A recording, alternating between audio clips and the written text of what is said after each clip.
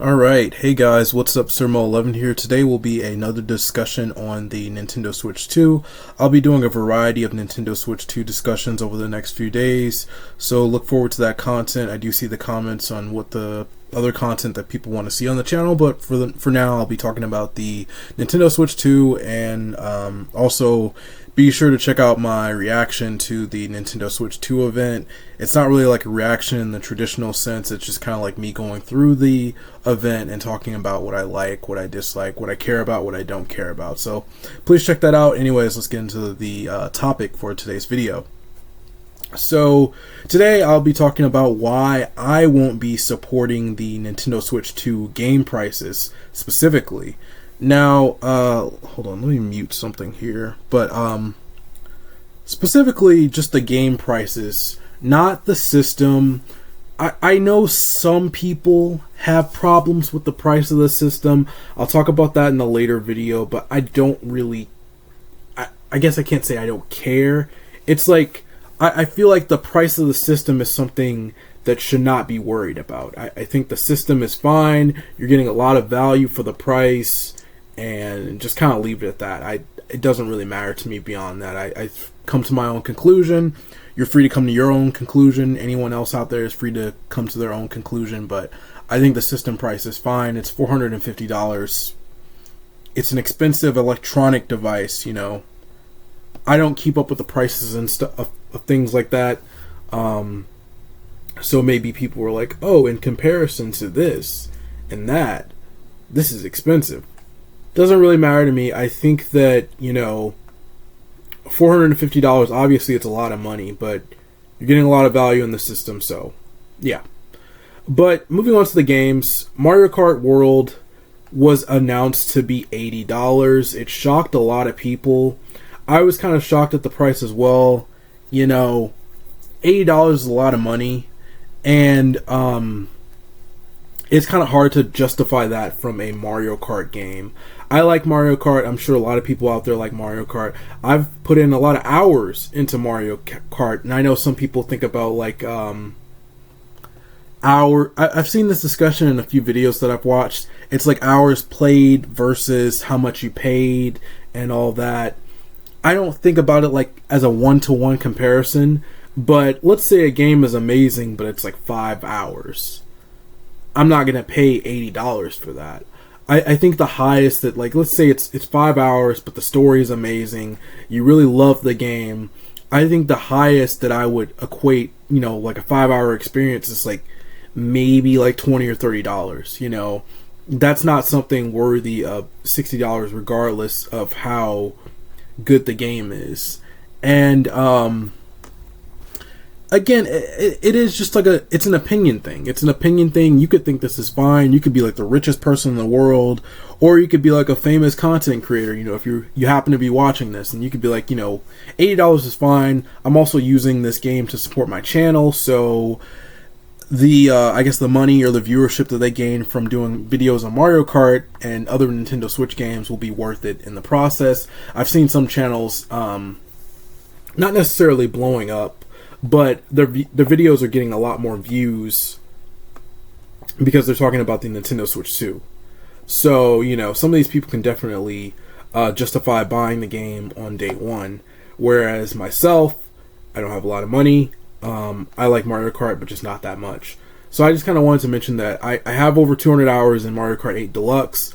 I got that game, I think, within the last 3 years. I got it on sale. I was not really excited to get it since I already own Mario Kart 8 on Wii U, but I didn't play it a lot. A lot of people didn't have the Wii U, so just kind of led to me not really playing the system a lot, and there's other stuff going on, but it's just kind of like I didn't play Mario Kart 8 a lot until I got it on Nintendo Switch, and it's a good game. This is kind of getting into another topic, but it's just kind of like, it's a Mario Kart game. Mario Kart is mostly a multiplayer experience. What are they adding to this game to justify it being $80? I remember there was an interview with Doug Bowser, or not Doug Bowser, Bill Trinen from Nintendo, and he was talking about how I think it was Bill Trent, or it could have been Doug Bowser. It was one of the two, and they were talking about how there's a lot of content in Mario Kart 8 or Mario Kart World and everything. And obviously, we'll probably see more of that in the Direct that's coming up next week or in a few days. Yeah, it's still next week, but in a few days. And I just don't know. I really don't know. I think that you can play Mario Kart for hundreds of hours, and that's great. That still doesn't mean it's worth $80. Especially if it's mostly a multiplayer title. I tend to think that multiplayer games should be, I guess price-wise at least, should be valued a little bit lesser. If it requires you to have another person to have fun with the game, or other people, that's not worth a high price. And that's just my opinion. Some people out there could love multiplayer games, and they could say like, hey, I spend every day after school with my best friends on Mario Kart or Smash Brothers or something, and they're just living the life. They think it's worth the money. I don't think it's worth the money. I tend to play games by myself. Not really huge into the whole like multiplayer thing, and I think that for me personally, I would want more single player content in Mario Kart to justify that price tag. And this is kind of getting into topics I want to discuss in another video, so I'll just kind of leave it at that. They need a lot of content to justify the value of Mario Kart World, and that's how I feel on that. I know video game prices have been going up, but I've been kind of, at least like, for me personally, I've been like against all of that. So I know video game prices have gone up to $70 on other systems. I don't think it's for every game. It might be like select titles and everything. Don't really keep up with Xbox and PlayStation like that. Xbox and PlayStation also, from what I've noticed, they don't really have like a lot of news coming out, especially Xbox. It tends to be more like Nintendo news really daily.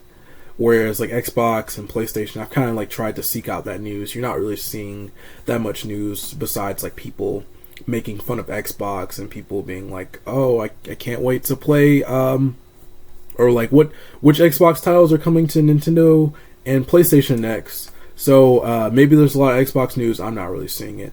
But $70 games, excuse me, is a concept we've started to see on other consoles, and I've been saying this for a while. If games start to become $70 and $80 as a standard, that is when I get out of the hobby of gaming.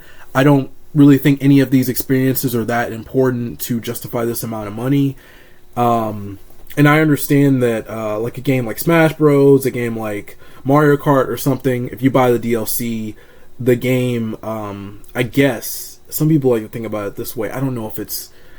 I don't know if this argument should be treated as like, it's just this in every single situation. But, you're paying $60 for the game, and then you pay like $10 or $20 for DLC, and then that increases the price overall. I don't necessarily agree with that. Maybe if you bought the game at $60 and you bought the DLC right away, I think that's increasing the price of the game. But I feel like if you've been playing the game for a few years, I think you've gotten your value, and then this is just something extra. I don't know. I don't think that might sound a little bit confusing, but I just don't really like to think about it like, oh, the DLC is completely included in the price. Maybe sometimes, that's an optional choice. So it's not really necessarily the same thing, but it could be like a similar argument, but not necessarily the exact same thing as like a $80 game right out. But you could use that to justify like, hey, people have been playing this already. But I think the thing is like, let's say Smash Bros. I don't remember how much the DLC pack was. Was it $20 or $25? And I think Masahiro Sakurai or someone was saying like, oh, this is actually worth more money and all that. And it's like, well, you made the game, but also, people aren't going to give you that much money. I would feel like. I feel like there's a ceiling, but maybe if you're like truly, truly into video games, I like video games, but like these $70 and $80 experiences, if that becomes like the standard, I'm just not gonna play games anymore, and I'll only get video games on sale. You know, it's not really a big deal. I do like, you know, experiencing other people's stories, experiencing like the gameplay and all that different stuff, but I don't really care that much to support those prices. So kind of moving back to the topic of $80 versus like DLC, like a game plus DLC. I think that it's more digestible. If you think about like something like microtransactions, and this kind of goes into like the whole like Nintendo thing. Nintendo tried to make, I'll never forget this, they tried to make Super Mario Run. I'm pretty sure they did advertise it as paid, like it was going to be a paid title. You get to play like the first 3 levels and then it's paid after that. I'm pretty sure they did that. But I think people were still surprised, like, oh my god, I played 3 levels and they asked for my credit card. What a surprise. You know, like some people don't keep up with the news. I know someone who doesn't really keep up with video game news, so you know, not everyone keeps up with that kind of stuff. But I some of the Nintendo mobile games haven't really been as successful. And then I think Nintendo's trying to do some of this like kind of like an actual video game. That's not a good way of putting it, but they're trying to do it like a console release. Like there's one set price and then you get everything for that, for a title like Super Mario Run, and you see a title like Fire Emblem, Fire Emblem Heroes, which is free, and you can play a certain number of levels, I think, maybe. I don't know if that uses like a stamina system or you can just keep going. You might be able to just keep going. I'm not too sure if that. It's been a while since I played that, but essentially, like, it has like microtransactions.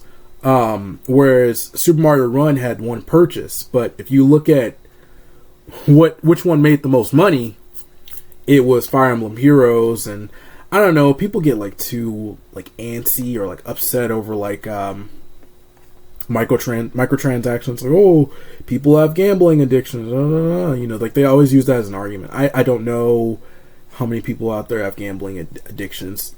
It kind of like gets into like an argument of like, oh, you have to think about everyone when you make something. And it's like, companies aren't going to make money if you think like that. You know, everything's not going to be like, you can't just think about everyone. You know, if you have a gambling addiction, you know, maybe you should stay away from games. You know, it's kind of, and that's not like to knock people that have gambling addictions. You know, like I understand it's a very serious thing. Please go to therapy. Please get whatever help you need. But like also, you know, kind of like, companies have to make money. So kind of just like going back to the whole microtransactions thing, what I'm essentially trying to say is like you can make more money over time rather than making money right away, by breaking it up into like small purchases. And I think some mobile gamers would even agree with this as well, where they're willing to spend like $2 here and there, you know, like 1 week, maybe the next week.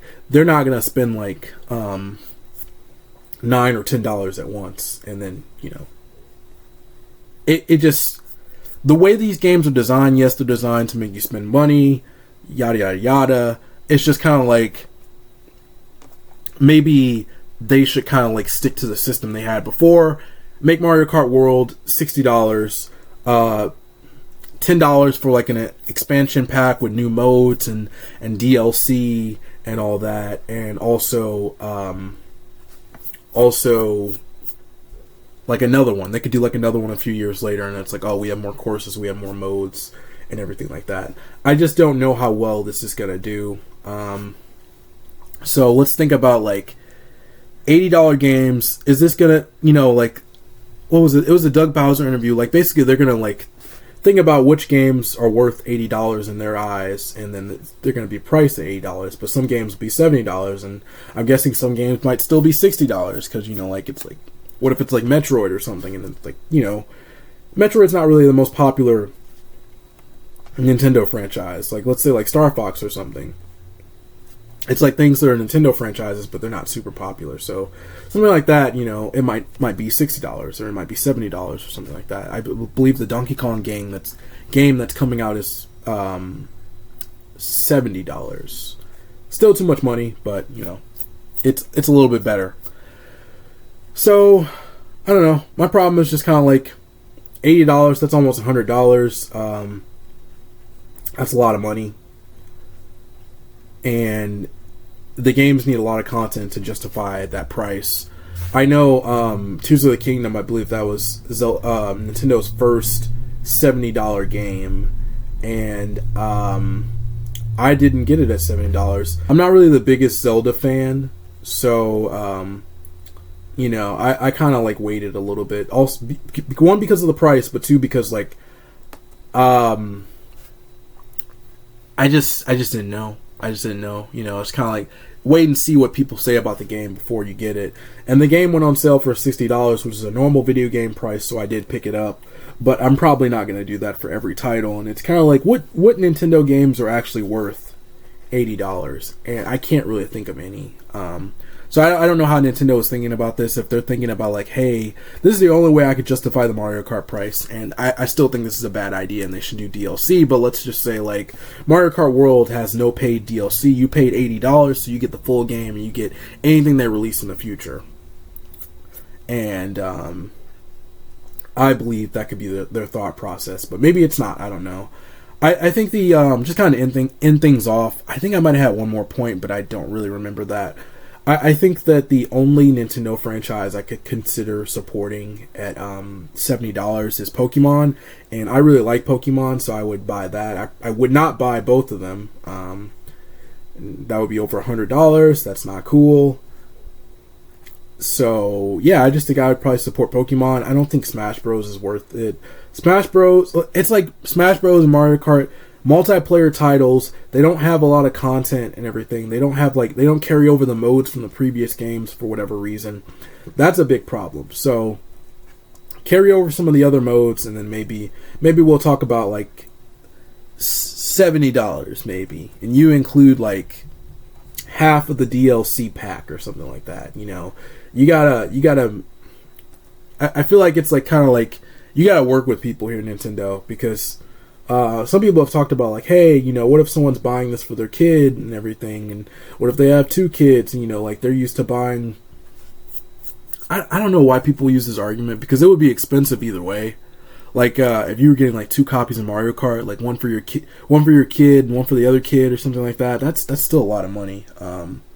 So I don't know. You know, I understand it's it'd be like $40 more, so definitely a lot of money. But it's also kind of like it was a lot of money either way. You know, so it's like if you have $120, you have $140 or $160 maybe.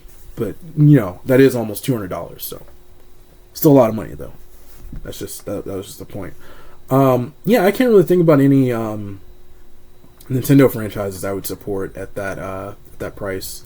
You know, I'm a big Pokemon fan. Some people probably think like, oh, modern Pokemon, no, it's not worth it. But you know, that's on them if they feel that way. I can't really come up with anything that I would want to purchase from Nintendo at that price. I'm a big Nintendo fan. Nintendo games or Nintendo consoles are mostly what I play. Really all I play. So like the company, it's just kind of like I don't know, buddy. I can't support you at that price. So I'll be getting, you know, Mario Kart World or Super Smash Bros. World or any of that stuff. I'll get it on sale. Or just not at all, you know, it's not that serious.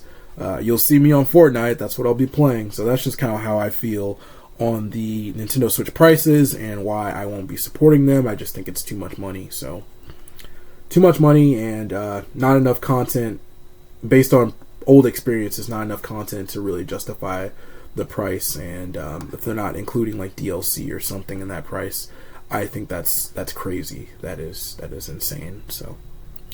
Yeah, that's about it. Anyways, that's it for me. Thank you for watching this video. I hope you enjoyed. If you like this content and want to see more, be sure to subscribe. Don't forget to follow me on Twitter and like me on Facebook. The links are below. I'm Surmo11. See you next time, and peace out.